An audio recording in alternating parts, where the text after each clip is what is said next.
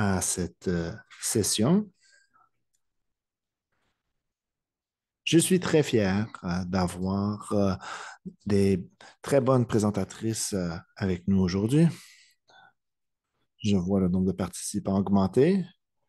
Nous avons presque atteint 400 participants. Merci beaucoup de votre présence. Bienvenue à la session 5 de cette formation sur le renforcement des mesures d'adaptation sanitaire pour relever le défi des changements climatiques en Amérique. Le thème cette semaine, c'est d'écouter et d'apprendre pour renforcer les mesures d'adaptation sanitaire. Vous pouvez aussi participer à cette session. Nous avons ouvert le chat pour vos commentaires et vos questions. Nous avons aussi la fonction questions et réponses, Q et R. Je m'appelle Daniel Bus. Je suis responsable des changements climatiques et des déterminants environnementaux de la santé de l'Organisation panaméricaine de la santé, établie à Washington, D.C. Nous regardons différentes mesures sanitaires et les composants environnementaux. Nous sommes très fiers de faire partie de cette formation avec d'autres institutions importantes en Amérique. Comme vous pouvez voir ici à l'écran, il y a de l'interprétation offerte. Utilisez le bouton d'interprétation, soit dans la partie supérieure ou inférieure de votre fenêtre Zoom. Vous pouvez trouver l'icône d'interprétation. Il y a de l'interprétation dans 4 langues. N'hésitez pas à choisir la langue dans laquelle vous êtes le plus à l'aise. Nous sommes maintenant à la session 5. Nous avons presque terminé la moitié de la formation. Merci beaucoup de votre présence. Merci de faire partie de ce groupe de personnes extraordinaires d'Amérique et d'ailleurs au monde qui prennent part à cette formation. J'ai eu le plaisir de participer à la session 1. Nous en sommes maintenant à la session 5. Je ne vais pas lire l'ensemble du document, mais voici un rappel des objectifs du cours. Vous pouvez trouver ceci dans le dossier de l'équipe d'organisation. Nous avons les objectifs d'apprentissage de la session 5. Identifier les défis et les solutions communs. Voilà pourquoi nous souhaitons votre participation pour que vous puissiez contribuer au savoir collectif sur le renforcement des mesures sanitaires. Voyons ce qu'on peut obtenir de nos oratrices extraordinaires. Voici quelques indications de logistique. La session dure 90 minutes. Il y aura une période de questions et réponses après les présentations. Nous aurons aussi une discussion en table ronde. Je vous encourage à utiliser la fonction questions et réponses. Si vous avez des questions à poser, vous pouvez aussi utiliser le chat ou le clavardage. Ainsi, nous allons pouvoir prendre vos questions pour alimenter la discussion. Nous souhaitons avoir une séance dynamique. Les enregistrements des cours, les diapositives et d'autres ressources seront à votre disposition, comme nous partageons toujours ces ressources. Voici un rappel.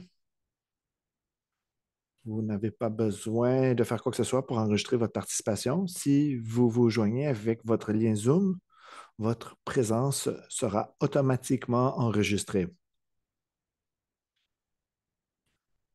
Le certificat de participation vous sera remis si vous participez à 8 sessions ou plus sur Zoom et si vous réussissez l'examen final.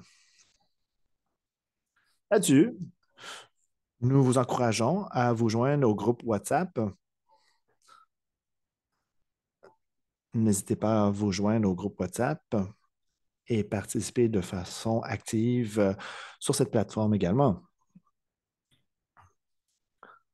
Nous avons presque atteint 600 participants et nous avons des panélistes très intéressantes pour vous aujourd'hui. Tout d'abord, nous aurons Sherry Harper.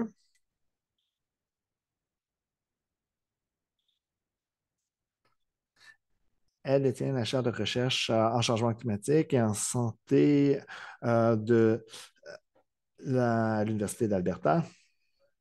Nous sommes très contents de pouvoir l'écouter aujourd'hui. Donc, Sherry, je ne vous vois pas à l'écran, mais je crois bien que vous êtes présente. La parole est à vous. Vous pouvez maintenant parler du sujet prévu. Plus tard, je vais présenter Mme Nicole Dawkins-Wright et Mme Bertha Luz-Pineda, notre présentatrice de Jamaïque et une autre des Andes. Sherry, à vous la parole. Merveilleux. Patientez un instant. Je vais essayer de partager mon écran. Très bien. J'espère que vous voyez bien mon écran. Oui. J'ai le plaisir de pouvoir vous parler aujourd'hui. Je vous parle du Canada. Je suis professeur à l'Université d'Alberta. Je suis aussi vice-présidente de notre groupe de travail du GIEC. Donc, je vous donne cette perspective également. Lorsqu'on parle de renforcer les mesures d'adaptation sanitaire, j'ai l'impression que c'est souvent perçu comme renforcer ces mesures de façon géographique ou technologique et de faire plus d'interventions à plus d'endroits. Mais j'aimerais vous parler d'une autre façon d'intensifier nos mesures par l'influence et la représentation.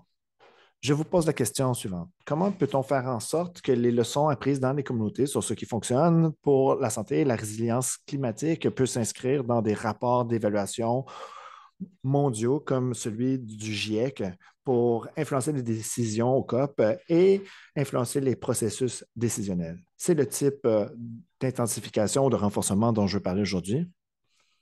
Et mon travail au sein du GIEC se concentre là-dessus. Le GIEC, le groupe intergouvernemental d'experts en changement climatique, c'est un organe des Nations unies dont le mandat est d'évaluer les sciences climatiques pour informer les politiques mondiales. Nous ne menons pas de nouvelles recherches, mais nous évaluons les données probantes de milliers d'études. Les rapports sont rédigés par des centaines de scientifiques bénévoles.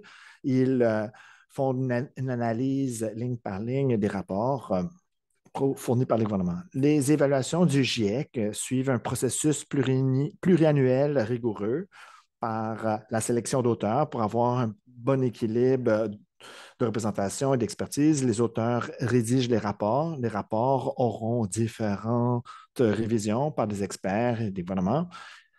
Ce processus est à la fois rigoureux et transparent. Les auteurs doivent répondre à tous les commentaires et les réponses des auteurs sont également affichées en ligne publiquement. Il s'agit donc d'un processus transparent. Voici un exemple pour que vous puissiez comprendre l'échelle de ces rapports. Dans la dernière évaluation du GIEC sur l'adaptation nous avons analysé plus de 34 000 études de 270 auteurs dans 67 pays. 41% des auteurs s'identifiaient comme femmes, mais il y avait plus de 62 000 commentaires de la part des pairs. Mais ce qui distingue les rapports du GIEC des autres rapports des Nations unies et des rapports scientifiques, ce sont les connexions. Le résumé final va être approuvé ligne par ligne par les 195 pays membres du GIEC. C'est un processus assez unique dans le domaine politique. À l'écran ici, vous pouvez voir notre séance d'approbation. Les scientifiques sont à l'avant de la salle et les États membres se retrouvent dans le public, posent des questions. Ici, ce qui est en vert était approuvé par le gouvernement, ce qui est en jaune fait l'objet de discussion et ce qui n'est pas surligné Je m'excuse. Ce qui n'est pas surligné n'a pas encore fait l'objet de discussion. De l'autre côté, on peut voir des lignes de texte en bleu. C'est le suivi des modifications au rapport. Puisque ces rapports sont approuvés par les 195 gouvernements membres, ils représentent un fondement scientifique qui a fait l'objet d'un consensus. Voilà pourquoi ils servent comme les données probantes, les preuves, comme point de référence commun pour les négociations et les décisions prises lors des COP des Nations Unies. Le GIEC joue le rôle d'un pont entre la science et la politique. Et les conclusions de recherche et de la littérature scientifique vont être synthétisées dans les rapports et peuvent ensuite être alimentées dans les négociations. Le concept d'intensification des mesures est au cœur des processus du GIEC, tout comme la documentation scientifique sur la santé environnementale. Il y a différentes études de cas qui sont faites dans des lieux géographiques et des communautés. Ce sont des documents très riches et significatifs, mais le GIEC essaie de trouver des défis communs, des obstacles communs et des facilitateurs d'adaptation dans des centaines d'études de défis. Et l'occasion, à la fois, c'est d'essayer de faire évoluer les leçons tirées dans la communauté sans perdre la richesse locale. Ce qui amène à la question, comment peut-on extraire des euh, solutions locales et de les amener à l'échelle internationale et d'honorer certains éléments locaux? Lorsqu'on fait passer à l'échelle, l'influence et la représentation importent. Dans notre contexte, passer à l'échelle, ça ne veut pas dire augmenter un projet pilote. Ça veut dire intensifier l'influence. Les leçons d'adaptation locale peuvent façonner des conclusions et peut aussi augmenter la représentation pour que les auteurs, les réviseurs et les preuves reflètent la diversité. Ce changement transforme la recherche communautaire.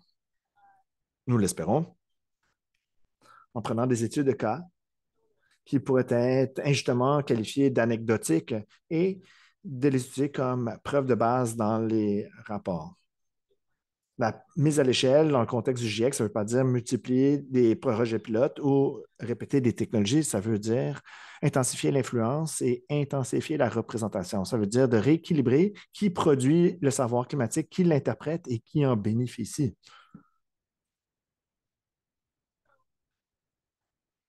On nous a demandé de faire des commentaires sur des éléments facilitateurs des défis. Les éléments facilitateurs de l'intensification, des ponts entre les réseaux pour les praticiens et les scientifiques. C'est des facteurs positifs pour avoir la reconnaissance du savoir autochtone et des systèmes de savoir autochtone, le financement pour la synthèse et la traduction, et le renforcement des capacités ainsi que le mentorat. Voici les différents leviers qu'on peut utiliser pour transformer le savoir communautaire en influence mondiale. Voici certains obstacles. Il ne faut pas les nier. Il y a des hiérarchies dans les systèmes de savoir, malheureusement. On privilégie les modèles quantitatifs physiques dans les modèles d'évaluation plutôt que le savoir qualitatif et d'autres formes de savoir. Il y a des lacunes de représentation, il y a aussi des cloisons institutionnelles entre les scientifiques et les groupes de travail. La mise à l'échelle, ce n'est pas seulement un défi scientifique, c'est aussi un défi de gouvernance. Je voulais aussi faire quelques commentaires sur l'équité. Lorsque le GIEC pense à la mise à l'échelle ou l'intensification, on pose des questions sur qui participe à la rédaction des rapports, les preuves de qui vont être retenues. Est-ce qu'on a une compensation financière pour l'utilisation des savoirs? Est-ce que les politiques vont être au bénéfice des personnes touchées par le changement climatique? Sans considérer l'équité et la justice, la mise à l'échelle fait en sorte qu'on peut extraire des savoirs autochtones locaux sans redonner des bénéfices à ces communautés. Je vais m'arrêter ici pour l'instant. Mais mon expérience au GIEC dans le renforcement des mesures d'adaptation sanitaire repose sur des connexions et ce n'est pas nécessairement une question d'expansion. La mise à l'échelle devrait toujours créer des avantages réciproques. C'est pas seulement l'intensification vers le haut, mais aussi de le faire horizontalement vers le bas. C'est aussi d'intensifier la représentation et l'équité pour que la réalité des personnes puisse façonner la façon dont on comprend les risques climatiques et l'intervention climatique dans le secteur de la santé. Merci beaucoup. Merci beaucoup, Sherry. Merci pour le travail extraordinaire du GIEC depuis un certain temps. J'ai toujours le plaisir de lire la documentation du GIEC, même si c'est inquiétant, je dois l'avouer. Nous pouvons être effrayés des prévisions, des effets qu'on voit sur la santé, mais c'est un travail incroyable.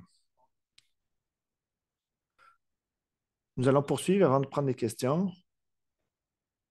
Nous allons premièrement écouter nos deux autres panélistes et ensuite nous pouvons procéder à une période de questions et réponses.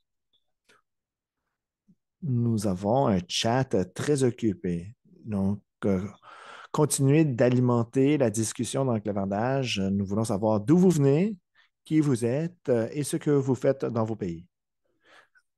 En Argentine, au Brésil, Équateur, au Pérou, il y a aussi des personnes des Antilles, Mexique, Jamaïque, Grenade, Guyane, la Dominique, les îles Caïmans, Trinidad et Tobago, Panama, Canada,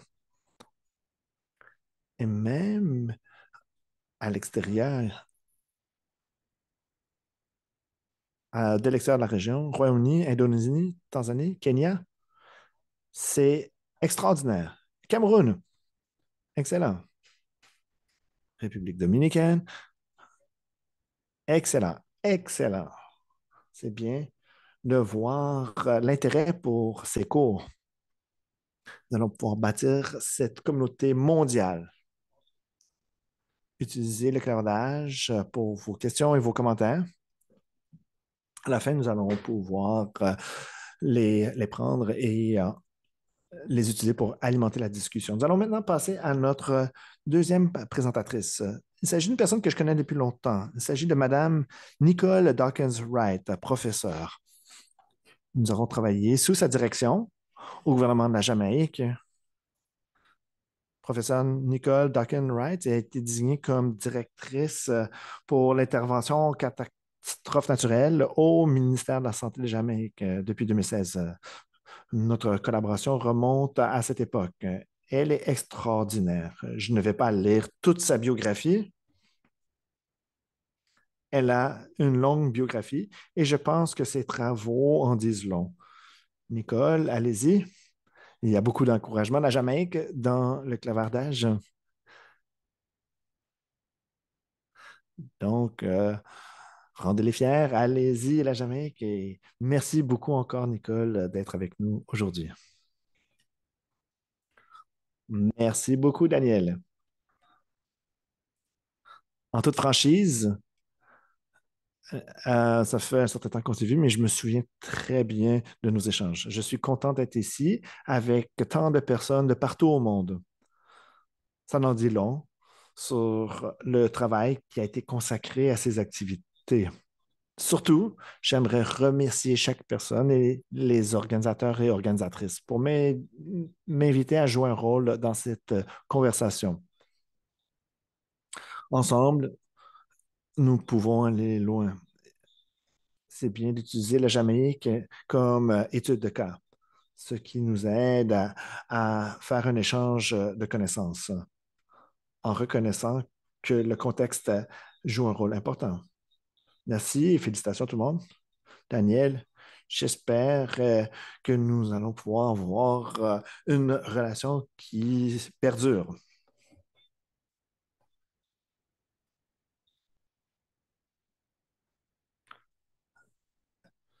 Je vais vous présenter des choses dont les personnes des Caraïbes sont très familières. Je vais vous parler de réalités de la région, des réalités qui existent ailleurs. C'est un concept qui a été accepté dans plusieurs endroits, ce qui se rattache au système SMART un système pour les différentes activités dans les pays par l'Organisation panaméricaine de la santé.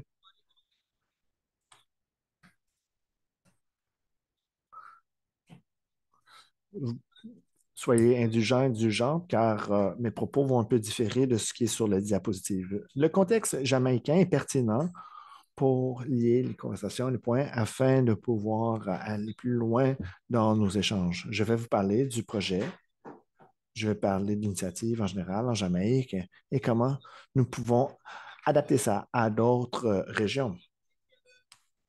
Même si cette diapositive est très chargée, elle dit essentiellement que la Jamaïque est un petit État-nation insulaire avec ses particularités. Ça nous aide à comprendre que ce n'est pas une solution pour tout le monde. Donc, l'information sur la diapositive vous montre que la région de cette île est une région importante car cela informe les priorités. Les priorités sont où les ressources seront consacrées. Nous sommes dans la région d'Amérique. Nous sommes près de nos voisins des Caraïbes. Nous sommes l'une des plus grandes îles d'État-nation. Nous sommes trop petits pour faire des grandes choses, mais nous ne sommes pas si petits compte tenu de nos activités. Et surtout, en Jamaïque, on peut parler d'un pays tropical, mais la Jamaïque a 4 zones climatiques distinctes. Même dans le pays, on ne peut pas faire des généralisations. Il faut contextualiser certaines considérations. Notre mise à l'échelle doit être liée à la structure de gouvernance. En Jamaïque, notre système est fondé sur le modèle de gouvernement Westminster. Toutes les initiatives qu'on veut intensifier vont refléter les processus pour approuver les interventions. Et c'est quelque chose de très important. Quand on regarde ce que le système de santé fait, nos indicateurs de la santé se portent assez bien. Nous avons des assez bons indicateurs de santé. Cependant, les changements climatiques mettre- vont exercer vont exercer une pression à la baisse. Et la particularité de la Jamaïque, c'est que puisque le pays est petit, on ne se concentre pas seulement sur un danger. Pour les mesures d'adaptation, nous devons considérer les autres choses qui contribueront à l'action afin qu'on puisse passer à l'échelle la mesure d'adaptation sanitaire dans le contexte des changements climatiques. Si on rattache ça, ce qui informe la prise de décision dans le pays, c'est lié aux urgences, les crises et l'intervention en cas de catastrophe. L'intervention d'urgence rattache tous les partenaires et lorsqu'on peut parler cette langue commune, normalement, nous avons plus d'adhésion et un plus grand élan lorsqu'il est question d'intensifier nos activités. Heureusement, pour notre système de santé et les actions, notre système de santé est structuré pour défendre le système de santé par une approche multicouche et par une approche systémique. Nous pouvons généraliser les activités que nous devons intensifier. Dans notre contexte, puisque nous sommes dans la région d'Amérique, le plan d'action du PHAO a informé les activités. Ainsi, nous pouvons euh, renforcer nos installations et maintenant nous pouvons ajouter des considérations climatiques et nous pouvons toujours utiliser ce cadre pour intensifier nos activités. Les activités dans le contexte des changements climatiques et de façon générale, les activités d'adaptation doivent tenir compte des forces climatiques qui touchent nos systèmes de santé et notre statut de santé. La Jamaïque ne peut pas séparer ces enjeux. Si on considère des choses liées à la température, on doit regarder les niveaux de précipitation et la disponibilité d'eau. Donc, répondre aux défis de température doit aussi nous amener à regarder les variations de précipitation et aussi tenir compte de l'intensité des ouragans. Et en Jamaïque, il faut aussi tenir compte des questions sociales, économiques, en regardant que nos économies, notre expérience vécue est liée à des activités côtières et l'augmentation du niveau de la mer est quelque chose qu'il faut surveiller quant à nos orientations.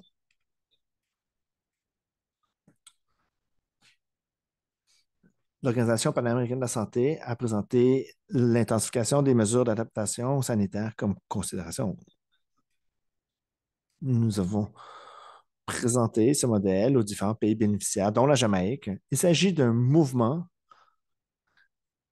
qui a maintenant été adapté depuis la fin du projet, ce qui est très bénéfique pour les pays de la Caraïbe et probablement d'autres pays au monde.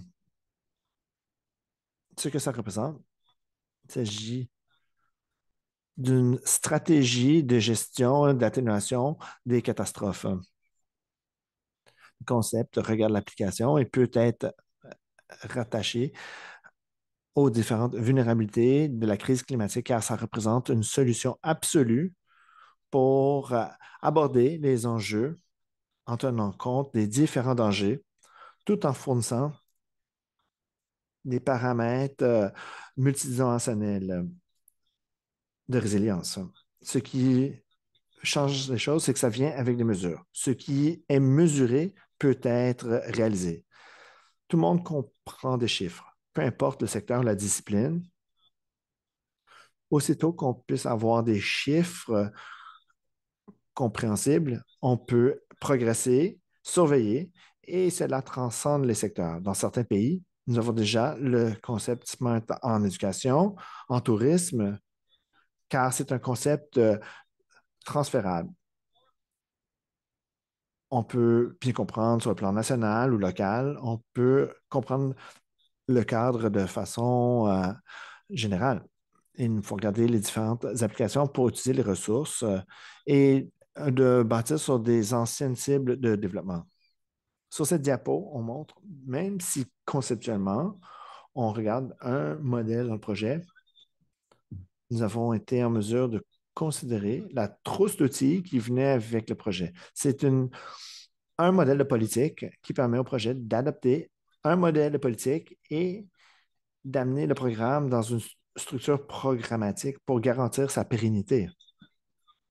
Originalement, le concept était de nous amener à une norme A70, un modèle de mise en œuvre en Jamaïque et dans un autre pays qui était dans ce projet où on a regardé les installations de santé smart dans les Caraïbes avec différents niveaux d'intervention permettant aux entités de choisir quelle est leur capacité d'absorption et quelles sont les activités qui peuvent être réalisées. En Jamaïque, nous avons eu 6 ans pour pouvoir bâtir cette coalition pour le mouvement nécessaire. Et surtout, nous avons établi notre référence dans le pays et cette mesure qu'on peut intensifier. Nous sommes très satisfaits avec le moment où ça s'est produit. Lorsque nous avons été touchés par l'ouragan l'année dernière, nous avons eu jusqu'à 12 installations pour le renforcement de la résilience et nous avons pu mettre à l'essai nos mesures avec l'ouragan. Nous avons pu démontrer l'efficacité, ce qui augmente l'adhésion. Les installations touchées dans cette région ont pu mieux résister que celles qui n'avaient pas la norme A70. Puisque nous avons maintenant l'adhésion, nous pouvons amener ces intensifications ailleurs. L'Organisation panaméricaine de la santé a rendu cette boîte à outils gratuitement en ligne.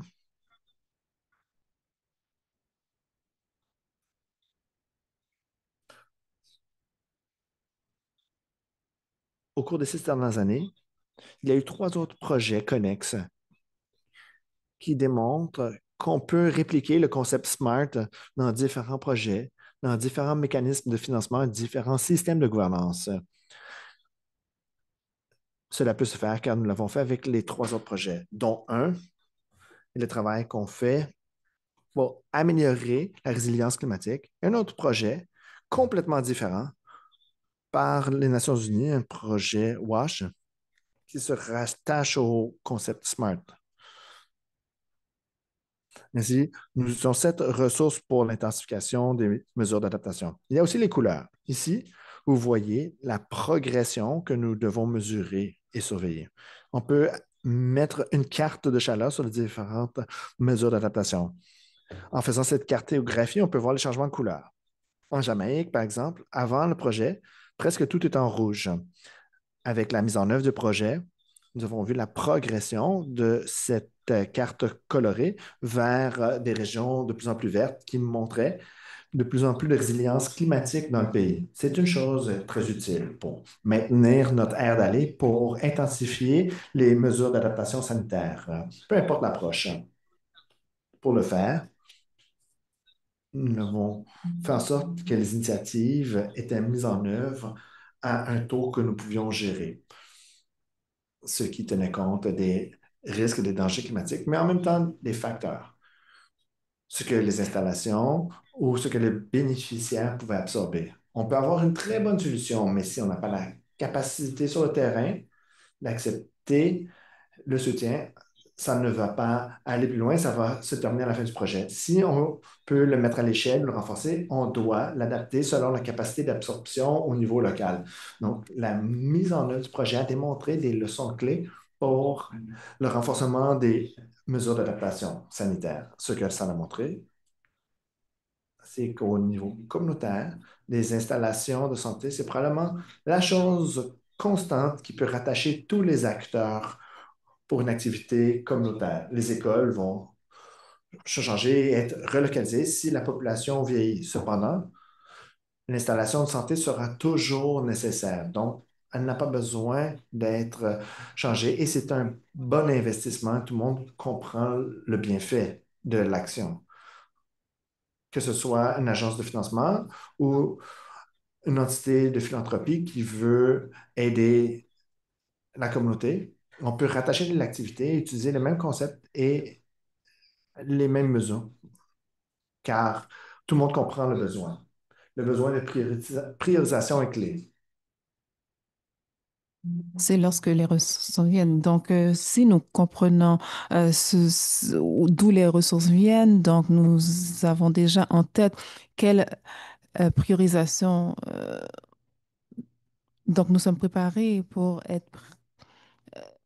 Donc, l'évaluation ont été faites avec des programmes préexistants. Nous n'avons pas besoin de spécialistes. Donc, nous avons toujours ce problème où ce que nous avons un mouvement du personnel. Donc, le concept SMART fait un pool de personnel, donc ça adresse le mouvement de personnel qui est vraiment euh, un problème pour les Caraïbes. Donc, vraiment bâtir sur des programmes préexistants. Donc, c'est les personnes qui implémentent le problème, qui font les autres activités et qui font aussi toutes les actions adaptatives. Donc, si nous avons une urgence dans un pays, ce qui se passe, donc, d'habitude, c'est que c'est mis sur pause. Donc, si ce système est déjà attaché à ce qui est en place, donc ce n'est pas mis à l'arrière. Donc, c'est un continuum. Donc, le projet peut être implémenté de manière successive, même durant la COVID, même durant plusieurs problèmes euh, climatiques. C'était tout dans le projet parce que c'est bâti sur nos programmes préexistants. Donc, il y a un continuum. Donc mentionné avant.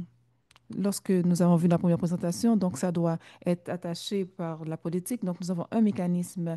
euh, c'est ce qui informe. Donc c'est la faisabilité. Donc la faisabilité est différente dans différents pays, mais dans notre contexte, parce que la gestion des catastrophes est importante. Donc, nous avons pu adopter cette politique et c'est attaché au progrès. Donc, je vais fermer le tout en disant que l'une des choses qui nous a l'air de faire la mise à l'échelle, c'est de contextualiser notre mécanisme de priorisation démontre les bénéfices et nos gains rapides et notre durabilité. Donc, si nous utilisons un langage commun, ce qui veut dire que notre métrique qui montre la progression, quand on parle de SMART, à 70 pour la résilience. Donc, peu importe l'administration qui l'opère, nous pouvons parler le même langage. Donc, il y a trois activités. Comment institutionnaliser le programme et les actions parlent d'adoption du modèle et on peut démontrer que qu'avec la méthodologie, nous pouvons aussi lier ça à d'autres accès au programme. Donc, il y a plusieurs cheminements pour y arriver. Donc, nous avons mis un centre national de développement et en termes de notre programme de gestion de la catastrophe, c'est relié à que nous pouvons faire ça à travers différents pays. Donc, ils peuvent prendre ceci dans leur activité. Donc, nous avons basé ceci sur les activités. Pour la mise à l'échelle, il y a 5 clés pour l'adoption. Considérons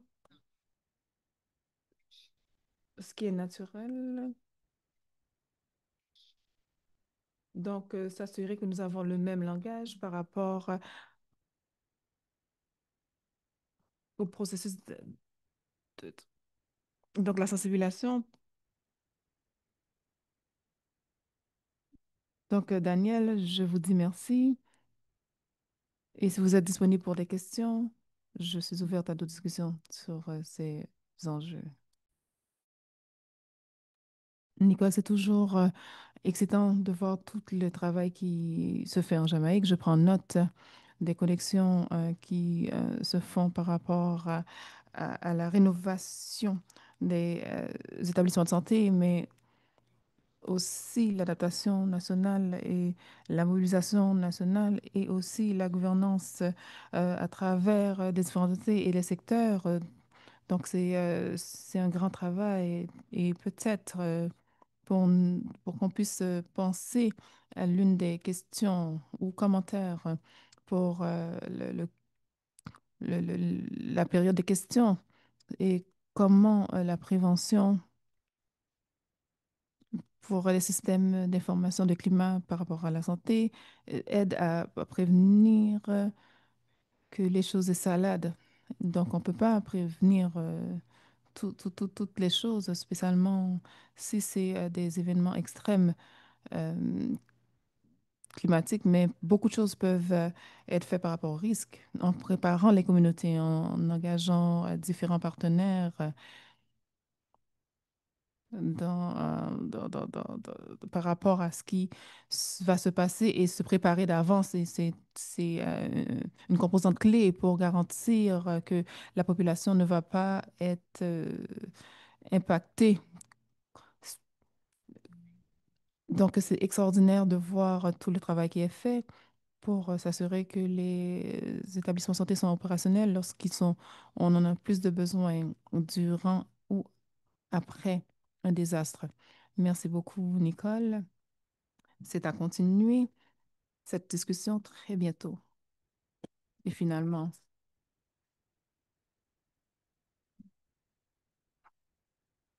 maintenant, je vais changer à l'espagnol pour dire merci à Berta Luz. Donc, nous avons commencé au Canada, donc nous avons été en Jamaïque et maintenant nous allons au Pérou avec Berta Luz Pineda, avec qui nous avons déjà travaillé pendant des années dans les l'Andine par rapport où ce qu'elle a pu coordonner l'organisation andine. Et merci beaucoup d'être ici aujourd'hui. Vous avez la parole. Merci beaucoup. Encore une fois, nous allons avoir la période de questions par la suite. Merci beaucoup, Bertha, d'être ici. Merci beaucoup. Au nom de la communauté andine et l'Organisation andine de la santé ou le changement climatique, merci pour cette session. Écouter et apprendre, c'est tellement important. Donc, nous avons cet enjeu de nous écouter pour avoir une conversation et aussi partager la connaissance. Donc, j'aimerais partager une expérience extraordinaire avec vous, ce qui est le plan Andine par rapport au changement climatique. J'ai considéré les objectifs dans la session. Donc, vraiment identifier les défis et les solutions communes. Donc, reconnaître les opportunités et aussi contribuer aux connaissances collectives. Donc, pour faire un cadre, l'accord andine, c'est une institution intergouvernementale, c'est subrégional qui ramène 6 pays andins, la Bolivie, le Chili, la Colombie, l'Équateur, le Pérou et le Venezuela. Donc, il a été créé en 1971. Donc, c'est c'est très important dans la région. Donc, l'autorité suprême sont vraiment le ministère de la Santé. La vision d'ici 2030, donc les habitants de la région andine pourront avoir au droit à la santé tout en étant, tout en avoir réduit la capacité rejointe aux défis socio-économiques, environnementaux communs. Donc, j'ai vraiment souligné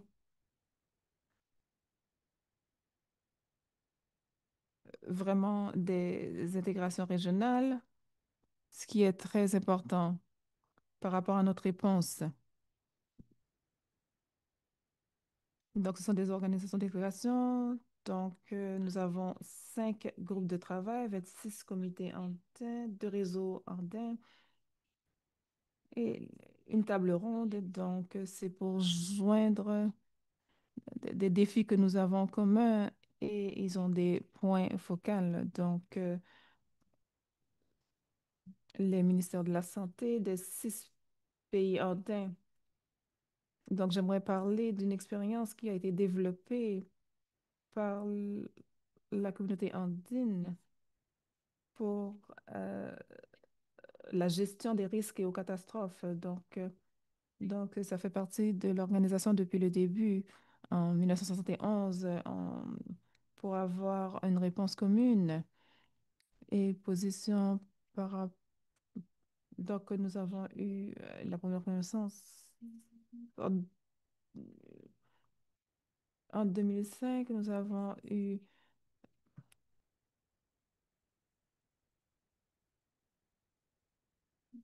Donc, c'est très important de travailler avec des politiques andines, avec une délégation avec 6 pays andins pour vraiment répondre aux besoins des 6 pays. Donc, ce plan de gestion de catastrophes, donc,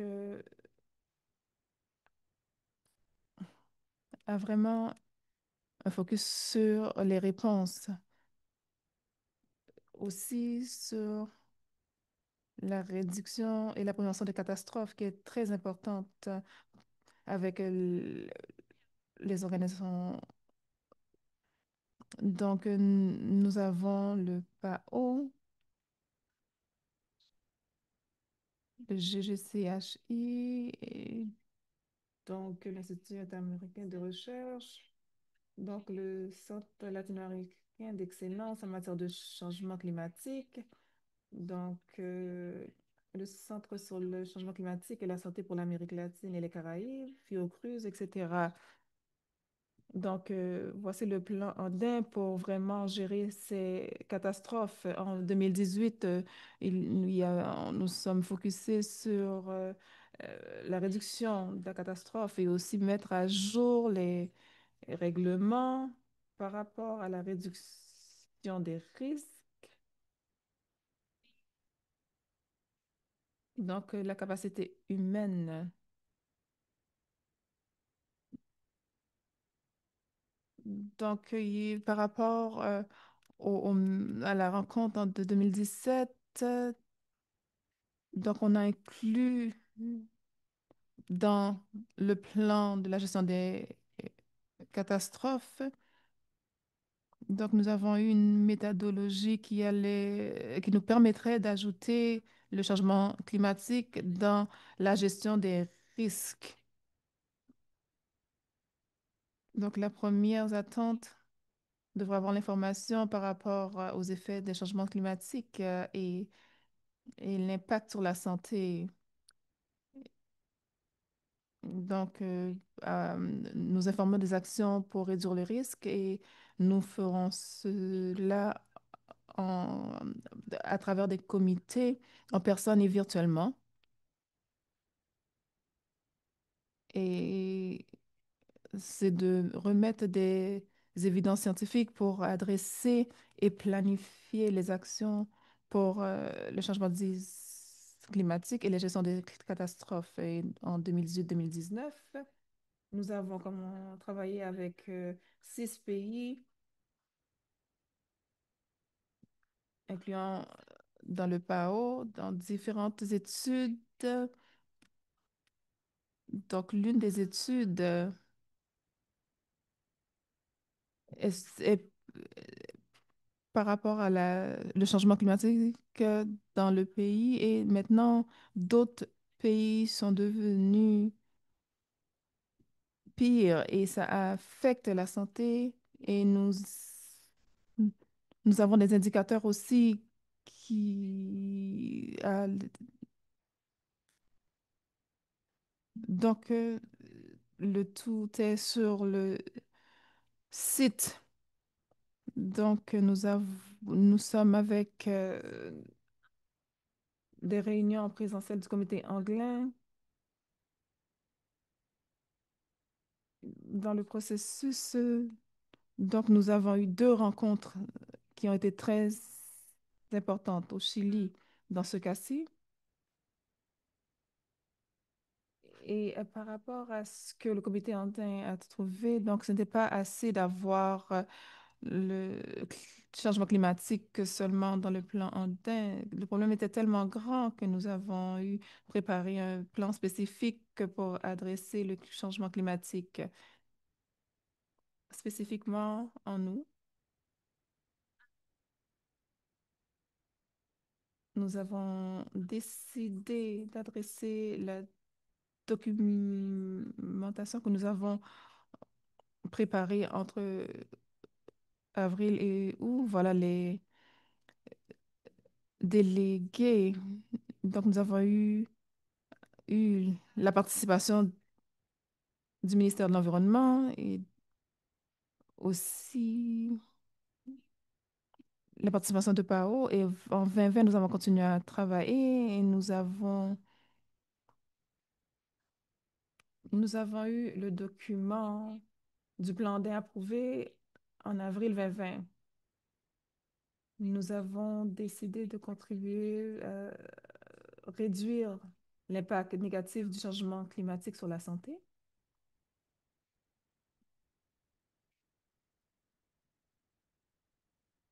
en ayant des réseaux et l'intégration progressive entre les pays.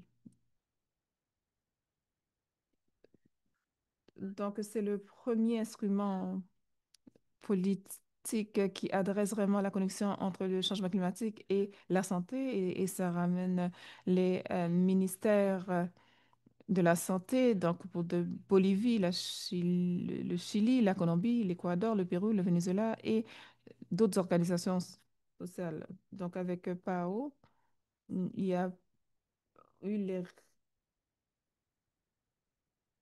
Donc, c'était les résultats, travail de coordination entre euh, les différents ministères,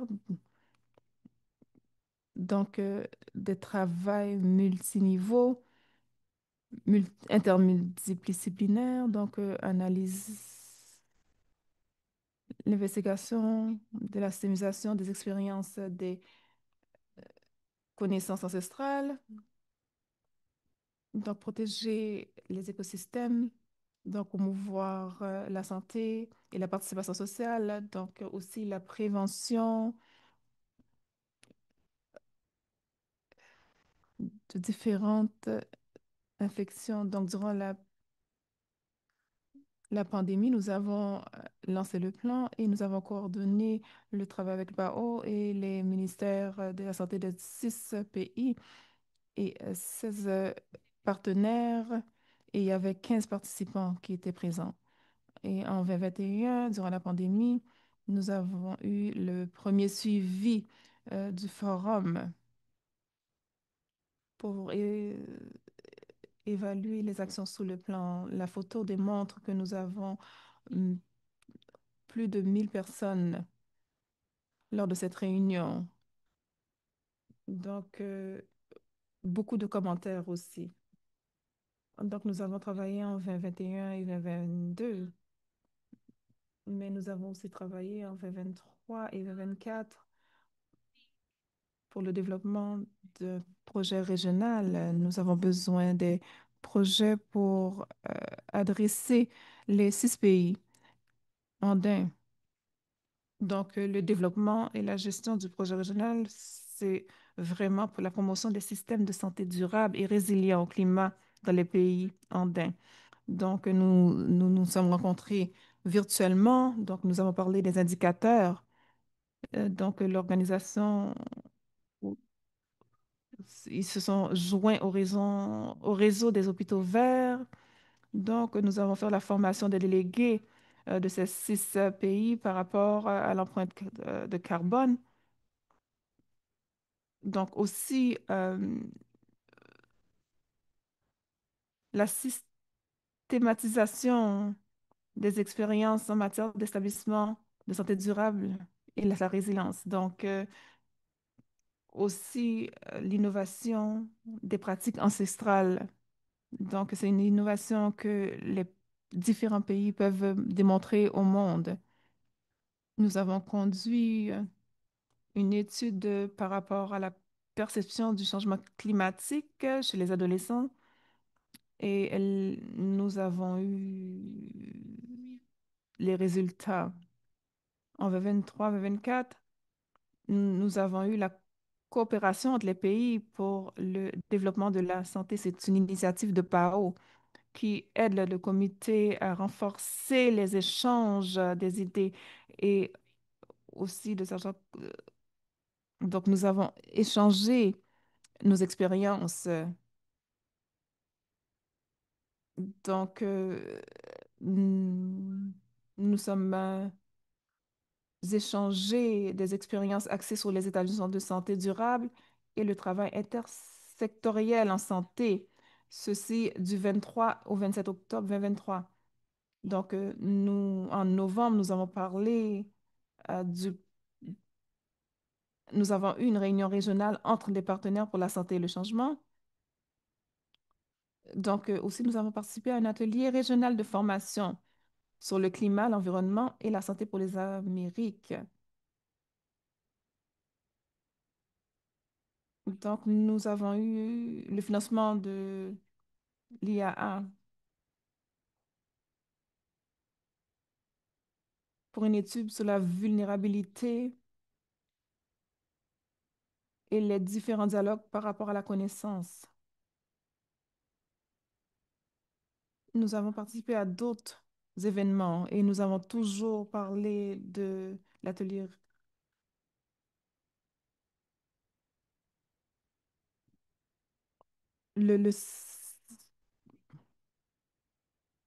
En 2023, nous avons aussi conduit une réunion contenant 765 participants avec PAO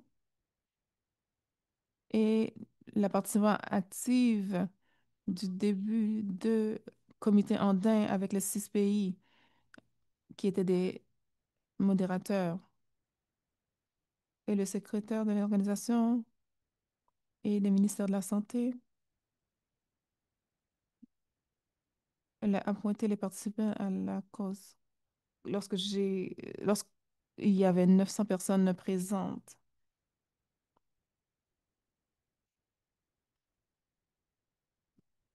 Donc, au Pérou, ils, ils avaient peur ou inaudible.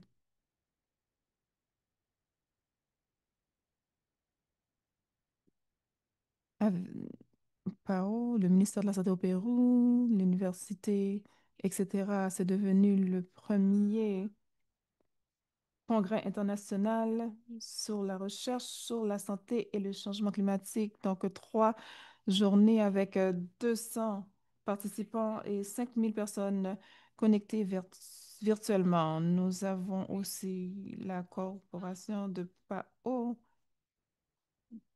qui reçoivent du financement et aussi le IMO a aussi offert des financements pour amener euh, des participants pour présenter.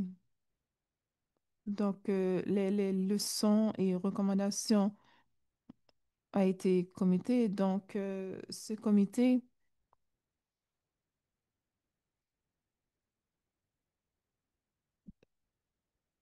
a été inaudible. Donc, avec ces congrès nationaux, c'est de vraiment partager les recherches sur le climat et l'impact sur la santé et la justice climatique comme des piliers parce que nous avons besoin de se concentrer sur comment le changement climatique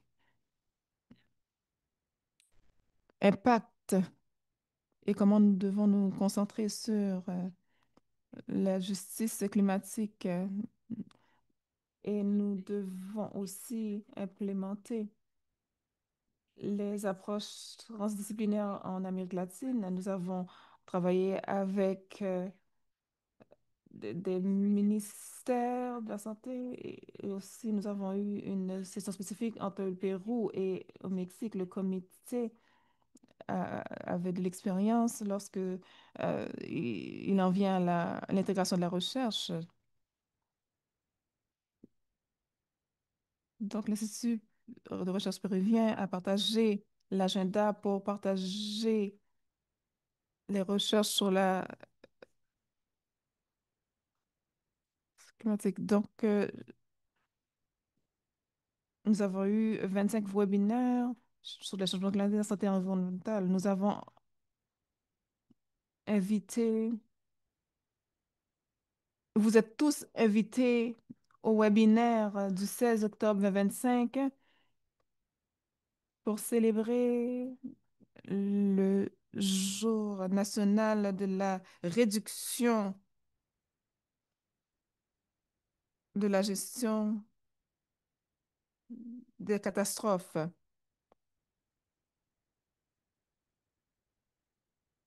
Donc, les principaux résultats en 2025, nous avons participé à la conférence mondiale sur le climat de la santé, inaudible, afin de partager nos connaissances. Donc, c'est important de partager le point focal.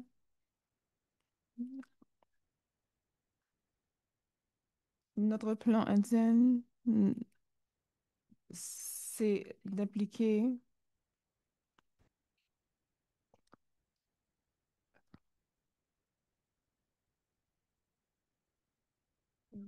c'est important d'avoir une approche participative pour promouvoir le progrès régional et positionner la santé comme pilier lorsqu'on parle des enjeux climatiques. Donc, je veux retourner sur le sondage que nous avons eu. Donc, nous avons, nous avons eu un sondage et plusieurs des résultats.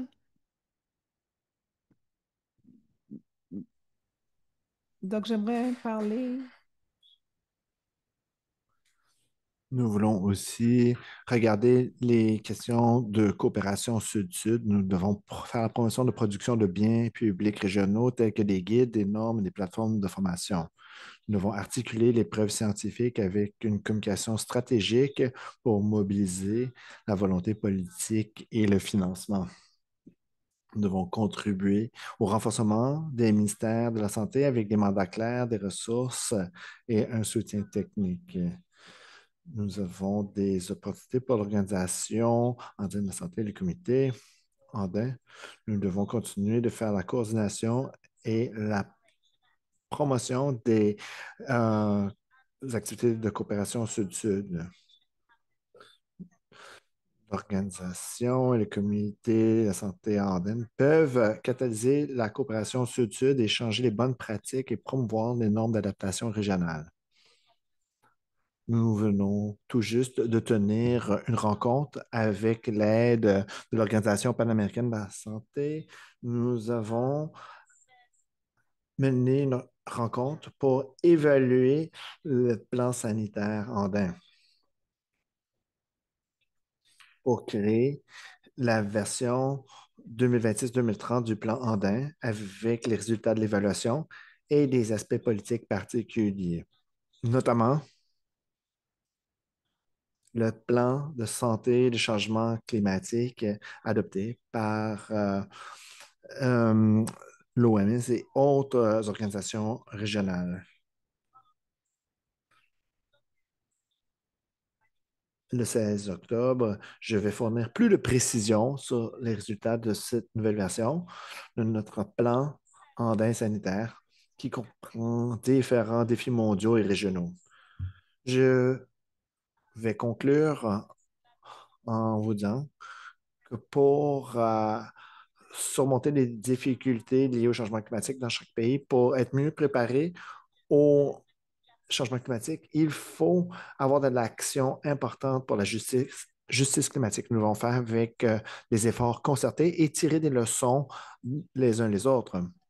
Ensemble, nous sommes plus forts et ensemble, nous irons plus loin. Merci beaucoup. Merci beaucoup, Bertha, et félicitations pour votre présentation. Félicitations pour toutes les actions mises en place dans la région andine et en Amérique, puisque vous avez une influence sur les pays de la région et ailleurs.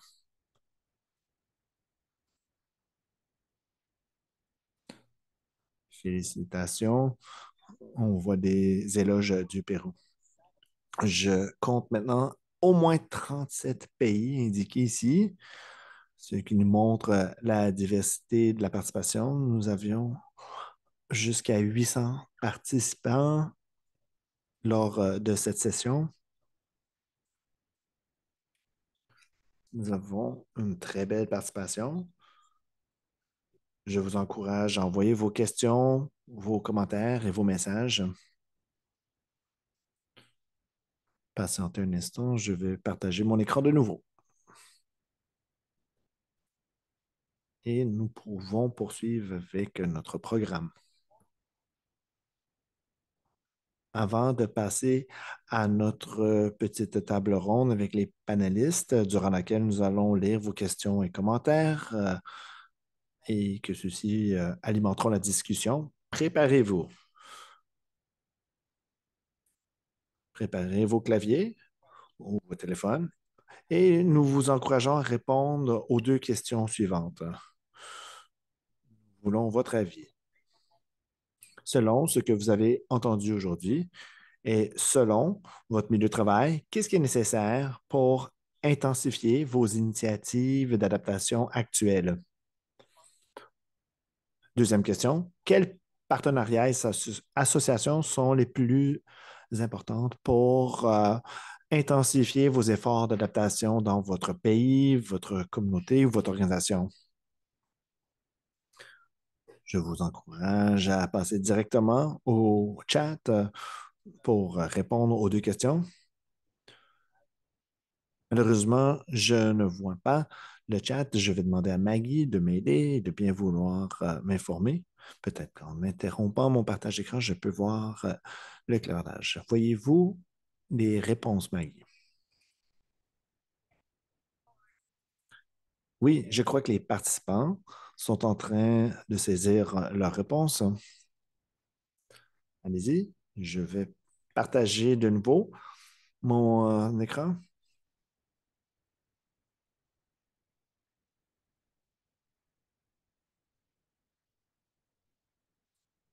Oui, je vais afficher de nouveau les questions à l'écran. Que nous faut-il pour continuer d'augmenter nos mesures d'adaptation? Je crois que Maggie peut aussi afficher les questions en différentes langues.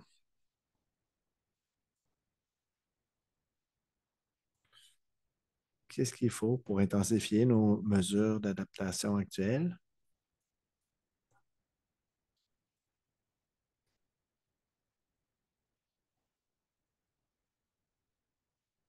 Deuxième question. Quels partenariats ou associations sont les plus importantes pour augmenter nos efforts d'adaptation, que ce soit pour votre pays, votre communauté ou votre organisation?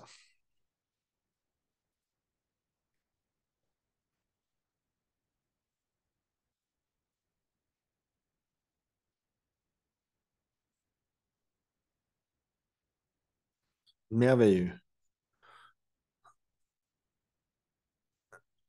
Il faut de la mobilisation. Il faut aussi faire de la sensibilisation.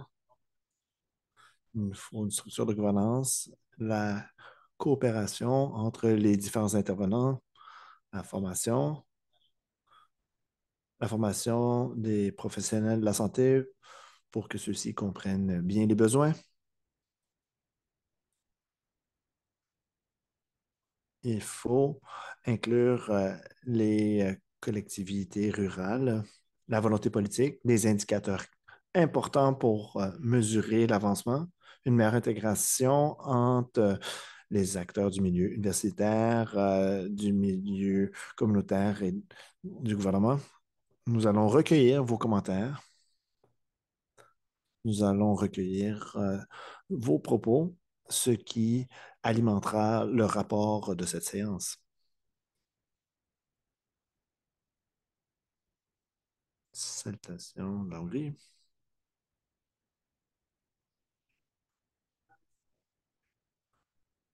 Mobilisation et engagement de la jeunesse. Très intéressant. Les ressources pour mettre en place les plans d'adaptation sanitaire.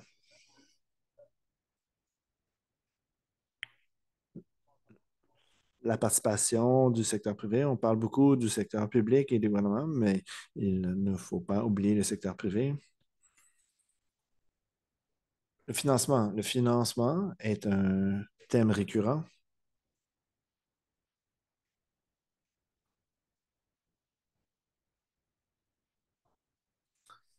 Et si nous avions tout d'un coup un chèque de 50 millions de dollars, est-ce que nous sommes prêts à savoir à quoi consacrer cette somme d'argent? Savons-nous dans quoi investir cet argent?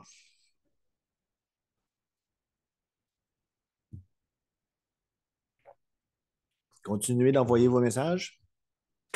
Entre-temps, nous allons regarder d'autres questions. Bertha a mentionné que vous avez fait part des réponses au sondage. Voici juste un petit aperçu de qui nous sommes. des plus de 2700 participants qui ont répondu au sondage dans les premiers temps de cette formation. Près des deux tiers ont répondu qu'ils ont eu au moins une formation de changement climatique et d'adaptation.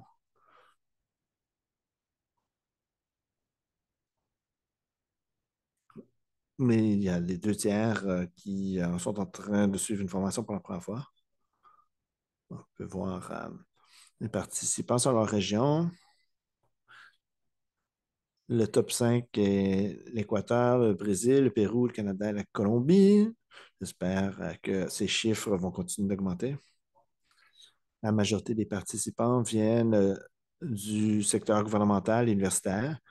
Ensuite, il y a les ONG et d'autres organisations qui représentent une certaine partie de notre participants,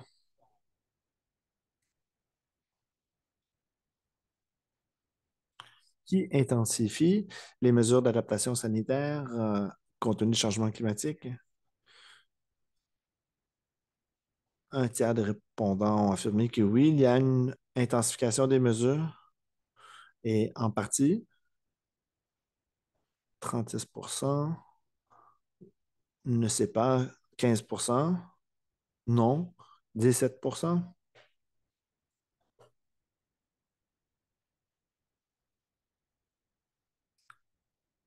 On peut voir qu'il y a euh, une certaine portion des participants qui ont des efforts d'intensification des mesures d'adaptation sanitaire avec les efforts de planification existants. Pouvez-vous coter comment votre région, organisation ou votre système de santé euh, est prêt à répondre aux effets les plus intenses des changements climatiques, d'une façon à ce qu'il soutient l'équité en santé et maintient la résilience des systèmes de santé. Nous voyons les différentes réponses. Selon les réponses, les communautés ne sont pas prêtes à intensifier les mesures d'adaptation sanitaire selon les changements climatiques et de composer avec les effets sur la santé. J'aime toujours voir le côté positif. Nous avons environ 20% des répondants des institutions qui affirment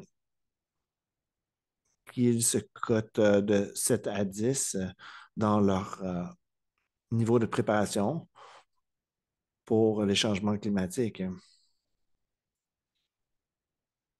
Je crois qu'avec le même sondage, quelques années auparavant, les chiffres auraient été beaucoup plus bas. Enfin,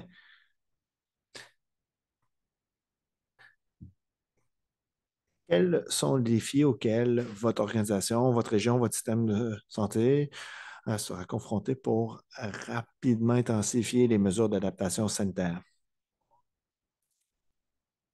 La majorité des répondants ont mentionné qu'il y avait un manque de financement pour ces mesures. C'est peut-être en partie vrai, selon ma compréhension, mais le financement n'est pas le seul enjeu. Il faut connaître les problèmes, il faut les outils pour recenser les sujets clés à aborder. C'est peut-être la troisième réponse ici, le manque de preuves scientifiques pour avoir des solutions d'adaptation significatives. Nous espérons que ce type de discussion et surtout cette session va vous aider à trouver de meilleures solutions, que nous puissions alimenter votre réflexion pour adapter les solutions à votre contexte et progresser. Il y a aussi un autre enjeu lié au manque d'expertise personnelle. Je crois que c'est particulièrement vrai,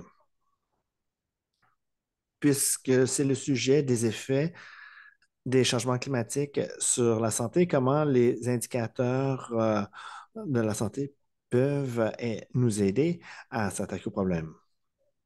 Comme vous savez, cette année, nous allons avoir la rencontre de la COP 30 au Brésil, à Belém do Pará.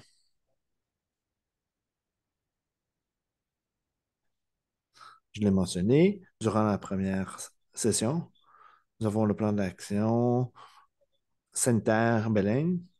Ce plan d'action sera présenté par le gouvernement du Brésil, étant le président de la COP 30, et sera présenté aux États membres et servira comme feuille de route générale pour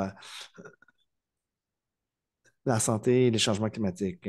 Et le plan mondial de l'OMS, ce qui soutient le plan d'action de Belém, ainsi que vos plans d'adaptation nationaux et locaux qui pourraient être utiles pour soutenir le plan d'action baleine.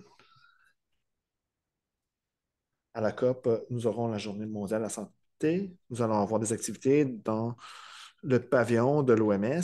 Vous pouvez participer avec l'Organisation panaméricaine de la santé, panaméricaine de la santé et autres organisations. Maintenant, je vais demander à mes panélistes d'ouvrir leur caméra et nous allons leur montrer quelques questions qui ont été transmises par notre clavardage. Donc, Sherry, oui, merci beaucoup d'avoir partagé l'écran avec moi. Donc, je vais commencer dans l'ordre que nous avons commencé. Donc, Sherry, il y a quelques questions par rapport à comment les communautés autochtones utilisent les leviers avec les preneurs de décision lorsque leur façon de faire n'aligne pas avec... oh my God.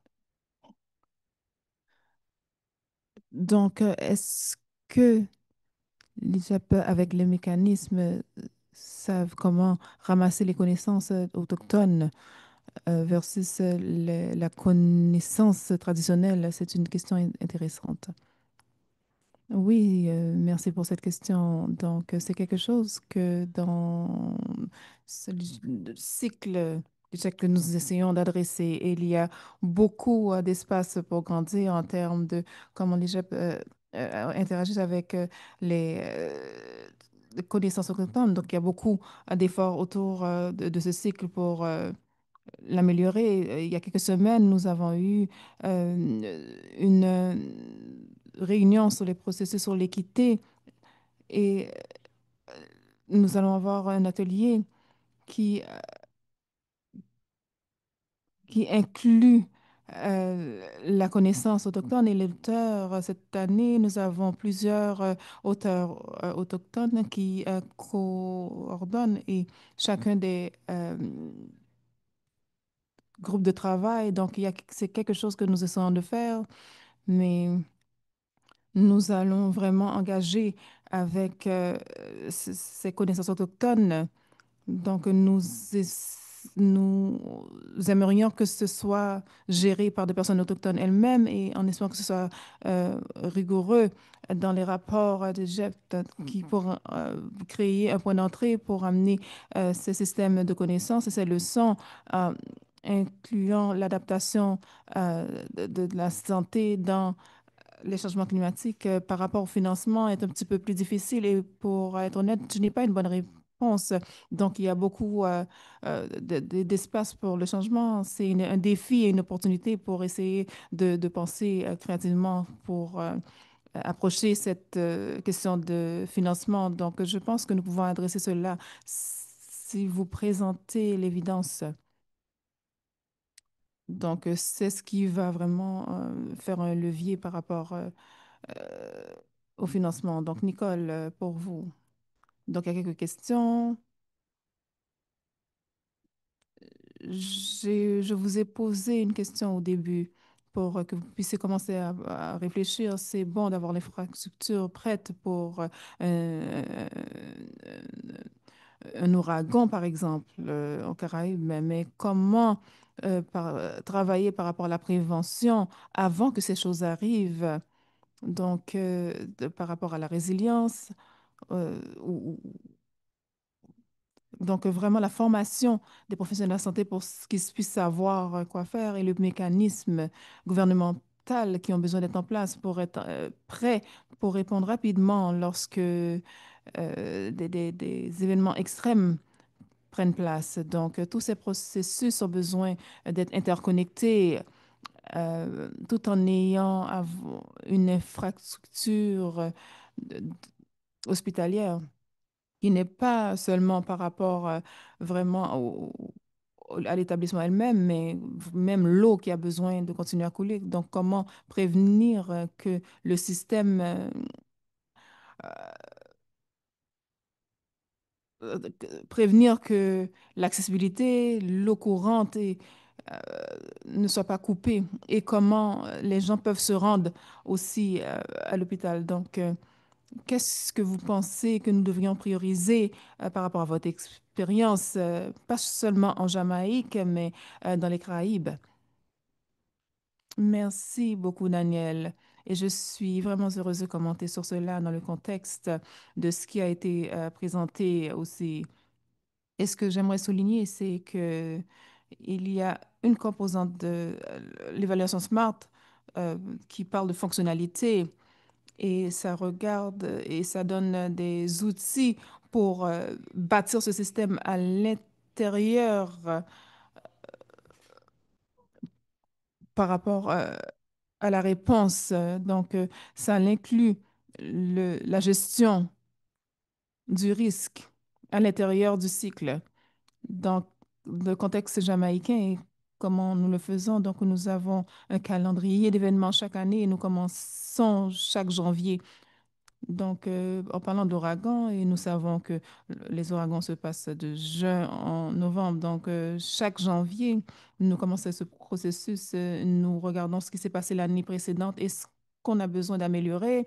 Qu'est-ce qu'on pourrait améliorer cette année?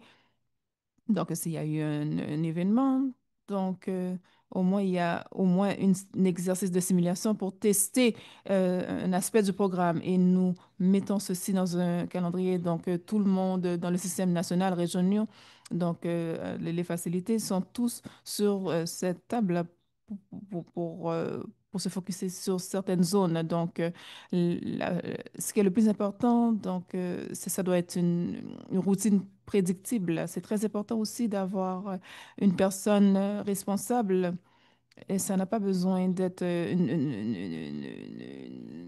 avoir un champion vraiment qui sait que à cette journée, nous avons besoin de se concentrer sur ça. Donc, la meilleure manière de préparer et de répondre, c'est de toujours avoir prêt. Donc, nous avons des rencontres par mois qui discutent. Donc, les outils SMART nous donnent des outils, oui, mais nous pouvons ajouter aussi des particularités par rapport à votre propre communauté. Donc, additionnellement, nous reconnaissons que la prévention, la maintenance de la prévention n'est pas seulement par rapport parle du système de santé. Où sont les gens qui ont besoin d'être là et qu'est-ce qui est requis et aussi prescrire ce qui est standard. Donc, si quelqu'un qui n'a jamais travaillé avec ce système, donc, qu'est-ce qu'il faut que vous fassiez? Donc, ça parle à tout le monde. Donc, il y a une vérification une fois par année, donc ça peut varier dépendamment du groupe. Donc, nous voulons quelqu'un dans la facilité et en juin, lorsque nous avons la saison des ouragans, nous lançons aussi un programme pour répondre et tous les secteurs clés répondent à cette évaluation.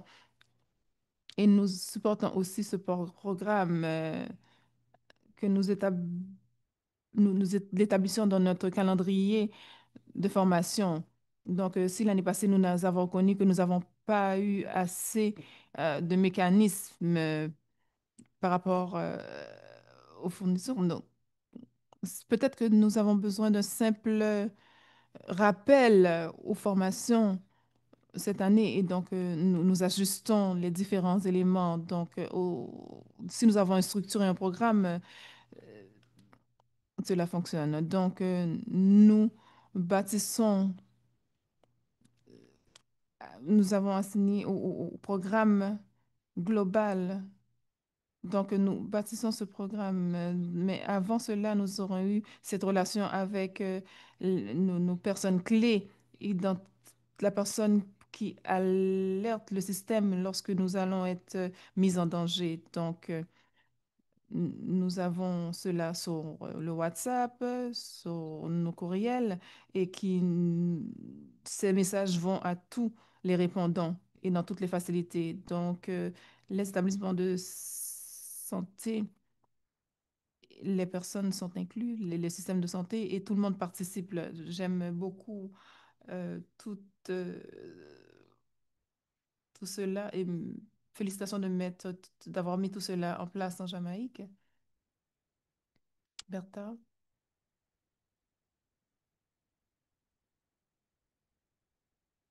Nous avons beaucoup de questions pour vous. Donc, nous allons envoyer certains par courriel. Nous avons beaucoup de commentaires. Mais quelles limites avons vu remarquer par rapport au plan, du plan à l'implémentation, la mise en place? C'est très intéressant et c'est ce qu'on va présenter le 16 octobre. Et c'est le produit de l'évaluation que nous avons fait dans le plan indien par rapport au changement climatique. Et l'un des changements, c'est donc